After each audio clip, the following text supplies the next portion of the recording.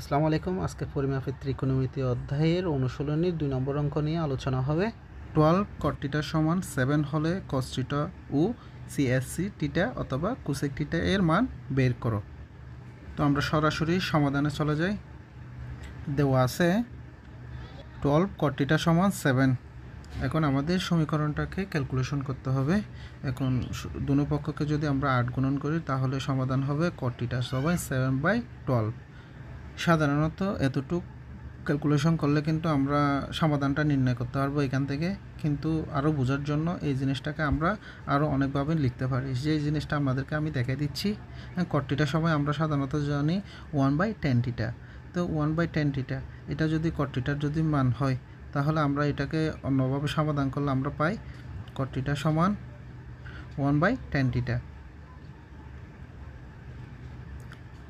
7/12, তারপরে সমান tan θ সমান 12/7।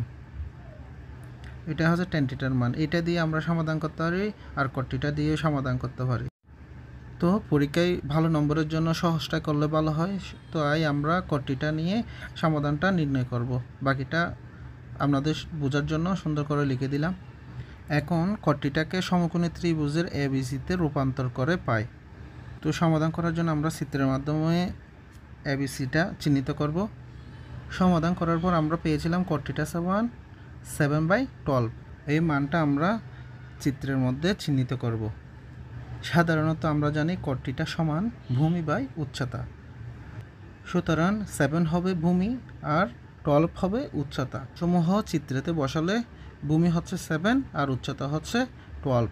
তো চিত্রের মধ্যে আমরা দুই বাহুর মান আমরা পেয়ে গেছি। অতিভুজটা আমাদের অজানা। তো আমরা সাধারণত সমকোণী ত্রিভুজের দুইটা বাহুর মান যদি আমরা জানা থাকে তাহলে পিথাগোরাসের সাহায্যে আমরা তৃতীয় বাহুর মানটা সহজে বের করতে পারবো। তো আমরা এখন পিথাগোরাসের সূত্রটা প্রয়োগ করলে তৃতীয় বাহুটার মান পেয়ে যাব। এখন আমরা লিখব সমকোণী ত্রিভুজ ABC হতে পিথাগোরাসের সূত্র অনুসারে আমরা পাই। তো সূত্রটা হচ্ছে AB স্কয়ার সমান BC স্কয়ার সমান AC স্কয়ার। সমকোণী ত্রিভুজের বাহুর মানসমূহ বসালে পাই AB স্কয়ার সমান 12 স্কয়ার আর BC স্কয়ার সমান 7 স্কয়ার আর AC স্কয়ারের মান অজানা, সেটা আমাদের নির্ণয় করতে হবে। এখন 12কে বর্গমূল করলে 144 এবং 7কে বর্গমূল করলে 49 সমান AC স্কয়ার। এখন AC স্কয়ার সমান হবে 193 এটা। তো AC সমান হবে √193।